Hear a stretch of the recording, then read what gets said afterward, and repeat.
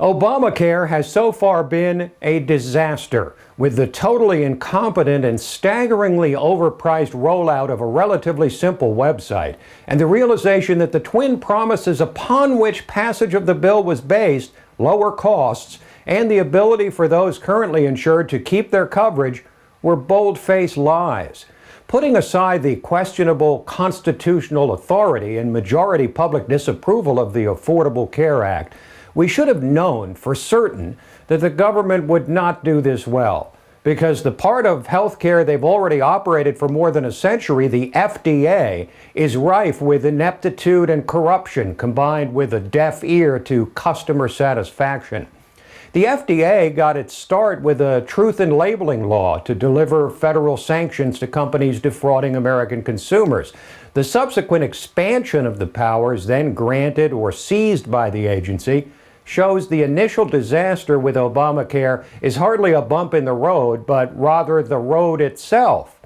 We're now at the point where the government decides what is and is not good for us, including raw milk, imported cheese, various remedies, and e-cigarettes. Such is the nature of government regulatory agencies. They will advance their own desire for control because, as George Orwell said, the object of power is power. Take electronic cigarettes. They're helping many people to quit smoking. The name is somewhat of a misnomer because e-cigs are not cigarettes at all, but an electronic device that vaporizes a nicotine solution. Health advocates remind smokers that there are at least 4,000 chemicals in tobacco smoke, and at least 50 cause cancer.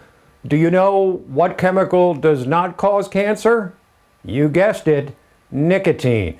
So the FDA and public health officials must be lining up to hand out e-cigs to smokers, right? No, in fact, quite the opposite.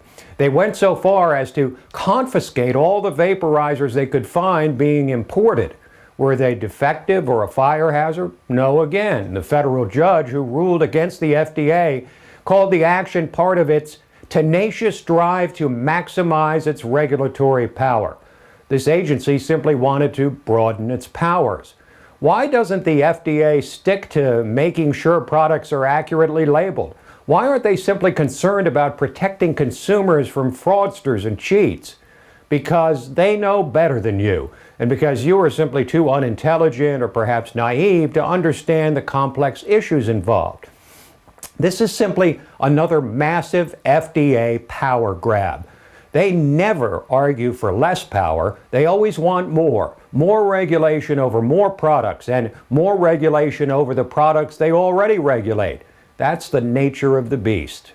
Much like the FDA keeping proven drugs for serious diseases off the market because of the side effects and thus deciding what risk tolerance is appropriate for you, we see now that bureaucrats and politicians have decided that all health insurance policies must have coverage for maternity care, substance abuse counseling, and pediatric ophthalmology. It doesn't matter if you're a 60-year-old woman without children who never took a drink and don't plan on getting pregnant anytime soon. They are the smartest people in the room, and they know what's best for you. As with the long history of the FDA, the government's desire to elevate its authority related to the new Obamacare regime will only increase over time to the further detriment of America's health and freedom.